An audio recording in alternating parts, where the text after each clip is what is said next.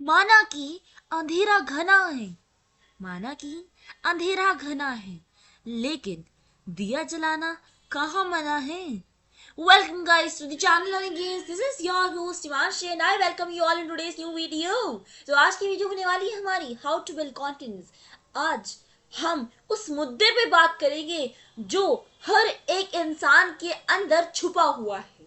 ठीक है, तो अब उसको बाहर निकालना है, कैसे निकालेंगे उसके ऊपर बात करेंगे। लेकिन उससे पहले अगर आप लोगों ने चैनल को सब्सक्राइब नहीं किया है तो कर लो, क्योंकि और धमाकेदार वीडियोस अब आएंगी।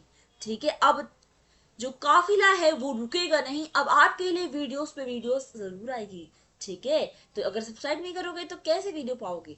चलिए अब बात करेंगे हम लोग आज की वीडियो के बारे में, कॉन्फिडेंस। तो कॉन्फिडेंस होता क्या है?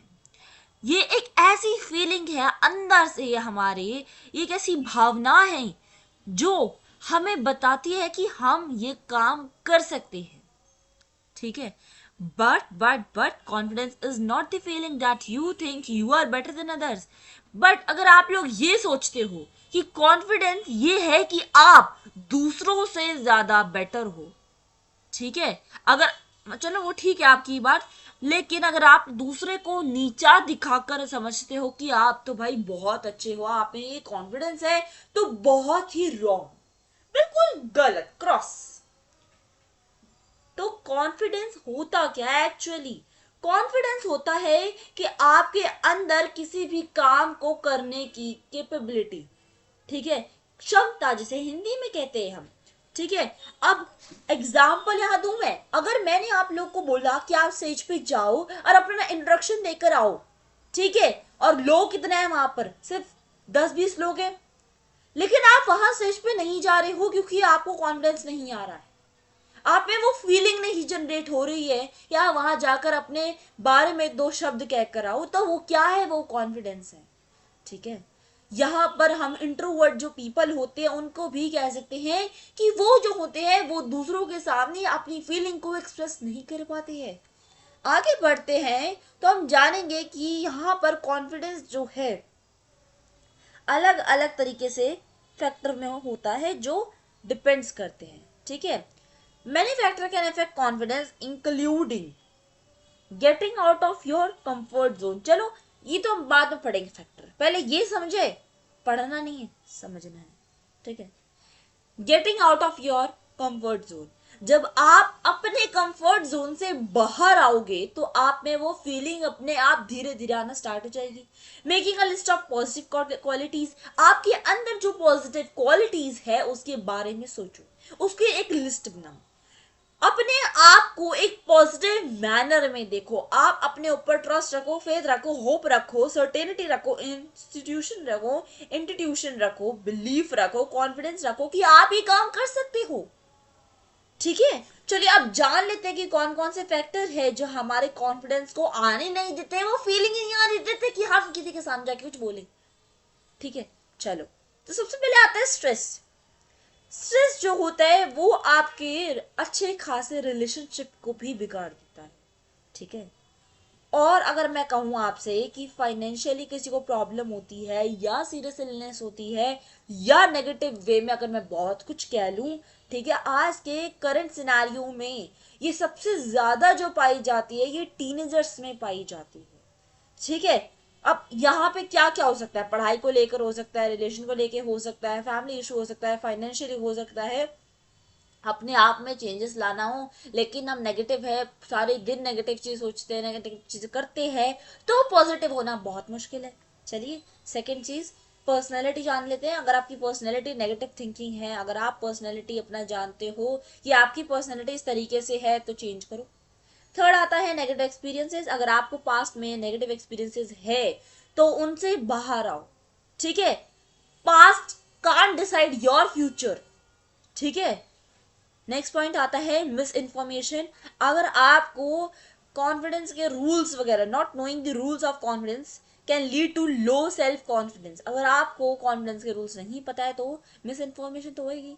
For self criticism, poor self evaluation और सेल्फ क्रिटिसिज्म, तो यहाँ पर आपको कुछ चीजें जो अगर आपसे हो भी रही है या आपकी लाइफ में हो रही है तो आप उसको एक्सेप्ट करना सीखो। एक्सेप्ट करोगे, अगर आपको में कोई बुराई निकाल रहा है तो उसको एक्सेप्ट करो, उसको चेंज करो।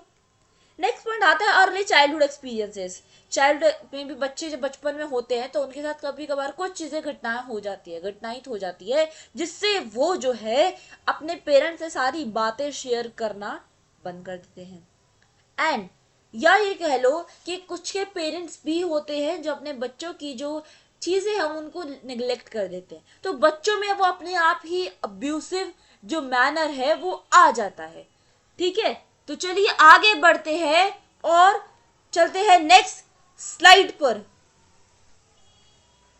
फर्स्ट आता है point, think before speaking anything to anyone. तो सबसे पहला पॉइंट है कि आपको चेंज करना है। ठीक है, क्या चेंज करना है कि जब आप कुछ बोल रहे हो ना उससे पहले सोचो।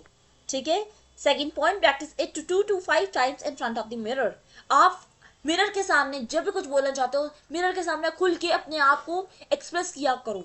ठीक है, क्योंकि मिरर आपको जो है जज नहीं करता है, आपकी कॉन्फिडेंस को बिल्डअप करता है। थर्ड आता है, think in positive manner about anything which you want to say in front of anyone.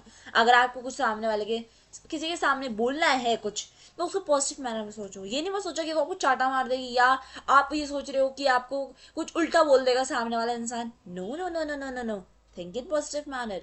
Fourth point आता ही आपका, be calm and prepare your mind that everything will be fine. Accept कर लेना, और अगर कुछ होता भी है तो आप जो हो ना काम डाउन होकर उस जो कंडीशन है उसको सुधारो।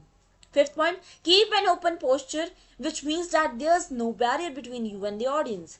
आपको अपना पोस्चर जो है ना वो ओपन रखना है, ओपन माइंडेड रहना है। एंड साथ ही साथ आपको जो है that there is no barrier between you and the audience. आपके और ऑडियंस के बीच में जो है कोई भी बैरियर नहीं रखना। अगर आप स्टेज पे खड़े हो तो आपको इतना कॉन्फिडेंस होना चाहिए कि हाँ आप जो बोल रहे हो वो हद तक सही है। आपने जो बोला, आपने जो सर्च करा, आपने अपना 100% दिया।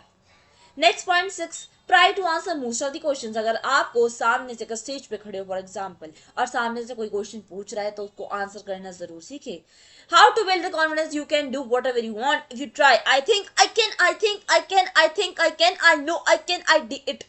Okay, I think I can, I think I can, I think I can, I know I can, I did it. Okay, चलिए तो ये बोलते रहना, सब हो जाएगा, बढ़िया हो जाएगा सब। चलिए 7 point, try to control your feelings, emotions and behaviour. आपको अपने फीलिंग्स को, इमोशंस को, बिहेवियर को कंट्रोल भी करना आना चाहिए। ये नहीं आप किसी के सामने अपने आप को ज्यादा एक्सप्रेस कर देते हो, सामने वाला इंसान इरिटेट हो जाए।